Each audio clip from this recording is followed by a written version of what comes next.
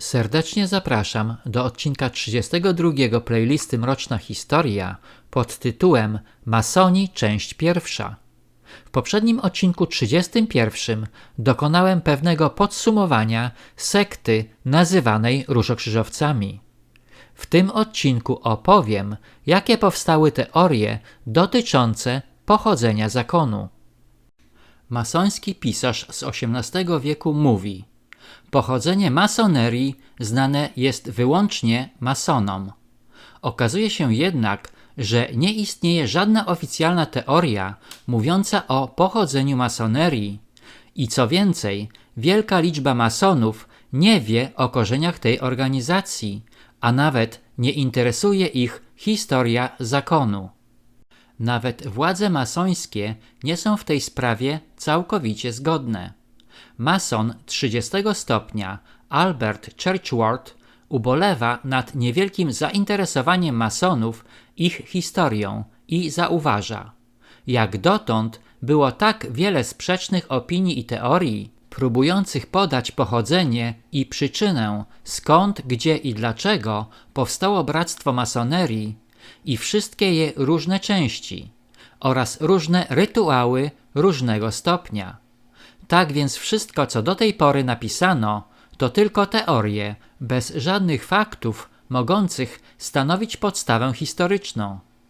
Według Królewskiej Masońskiej Encyklopedii istnieje do tej pory co najmniej 12 teorii na temat początków zakonu, a mianowicie, że masoneria wywodzi się od patriarchów, z tajemnic pogańskich, od budowniczych świątyni Salomona, z wypraw krzyżowych, od rycerzy templariuszy, z rzymskiego kolegium rzemieślników, od aktywnych murarzy średniowiecza, od różokrzyżowców z XVI wieku, od Oliviera Cromwella, od księcia Karola Stuarda utworzona dla celów politycznych, od Sir Christophera Wrena w budynku kościoła świętego Pawła, od doktora Desaguliers-a i jego przyjaciół z 1717 roku. Czy naprawdę któraś z tych teorii jest prawdziwa? W rzeczywistości współczesna masoneria jest systemem dualnym, czyli połączeniem murarstwa jako właściwej sztuki budowania oraz teorii spekulatywnej na temat wielkiej prawdy o życiu i śmierci.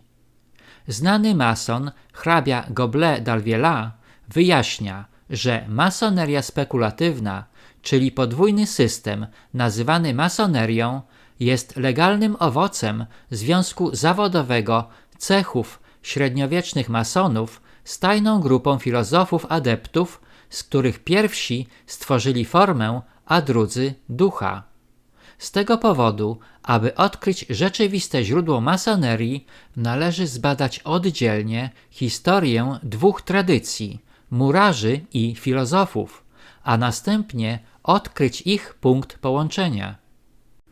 Cechy pracujących murarzy istniały już w starożytności, ale nie sięgając do starożytnego Egiptu czy Grecji, można prześledzić rozwój murarstwa już od początków ery chrześcijańskiej.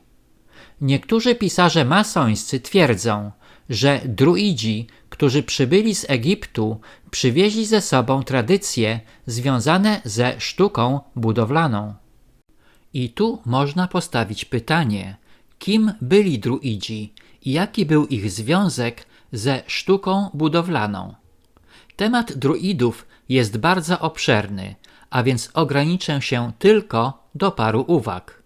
Druidzi byli starożytnymi kapłanami celtyckimi, którzy przepowiadali przyszłość z lotu ptaków, a nawet z obserwacji wnętrzności zwierząt.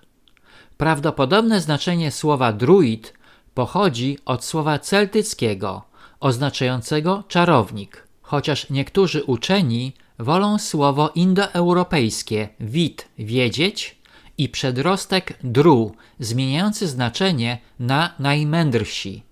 Pierwsze wzmianki o druidach pochodzą z IV wieku przed naszą erą, a najstarszy ich opis jest dziełem Juliusza Cezara z 50 roku przed naszą erą. Celtowie byli ludem indoeuropejskim, zamieszkującym obszar Europy Środkowej, Francję, Wielką Brytanię, Hiszpanię, Portugalię, a nawet południowe obszary współczesnej Polski, Śląsk, Małopolskę i dorzeczę Sanu.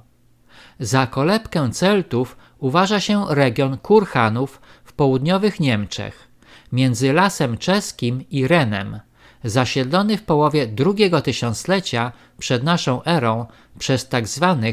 praceltów. Okazuje się, że tzw. kuldis, którzy później założyli najlepsze szkoły i uczelnie w Szkocji, zajmujące się nauczaniem sztuki, nauk ścisłych i rzemiosła, wywodzą się od druidów. Kim byli tajemniczy kuldis? Otóż byli to eremici irlandzcy i szkoccy, czyli prościej mówiąc pustelnicy żyjący w miejscach odosobnionych, czyli klasztorach. Na początku kuldis prowadzili pobożne i samotne życie zakonników, utrzymując się z własnej pracy, ale później zaczęli tworzyć rodzaj zgromadzeń zakonnych bez ustalonych reguł. W domach kuldi żyli również księża kanonicy bez ślubów mnisich, jak i osoby świeckie. Termin kuldi pojawił się w VIII wieku naszej ery. Większość domów kuldi została zniszczona podczas duńskich najazdów na Szkocję i Irlandię, a pozostałe uległy powolnemu rozproszeniu lub włączeniu do istniejących struktur kościelnych i zanikły do końca XIII wieku. Jednak wydaje się, że bardziej prawdopodobnym źródłem inspiracji w sztuce budowlanej byli Rzymianie, którzy założyli słynne tzw. kolegia architektów. Zwolennicy pochodzenia masonerii z kolegiów rzymskich odwołują się do okresu następującego po rzymskiej okupacji Wielkiej Brytanii. Rzymska ekspansja w Brytanii rozpoczęła się w I wieku naszej ery, kiedy to cesarz Klaudiusz w 47 roku podbił południową i środkową Anglię. 4 dekady później, za czasów Domicjana, imperium podporządkowało sobie niemal całą wyspę. Podsumowując dotychczasowe informacje o masonach jako rzemieślnikach wykonujących prace murarskie, można powiedzieć, że ich sztuka mogła pochodzić od druidów z Egiptu i rozwijana była przez kuldis, czyli pustelników zamieszkujących klasztory w Irlandii i Szkocji. Kuldis z upływem czasu porzucili pobożne życie i stworzyli zgromadzenia zakonne bez ustalonych reguł, które mogły służyć powstawaniu tajemnych stowarzyszeń, co może potwierdzać pojawienie się osób świeckich w zakonach. Według innej wersji to Rzymianie, którzy w I wieku naszej ery podbili Anglię, przekazali swoją wiedzę o sztuce budowania poprzez kolegia architektów.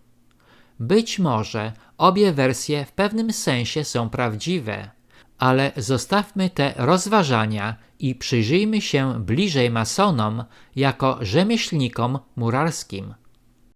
Na tym zakończę odcinek 32, w którym opowiedziałem o 2 teoriach powstania zakonu masonów.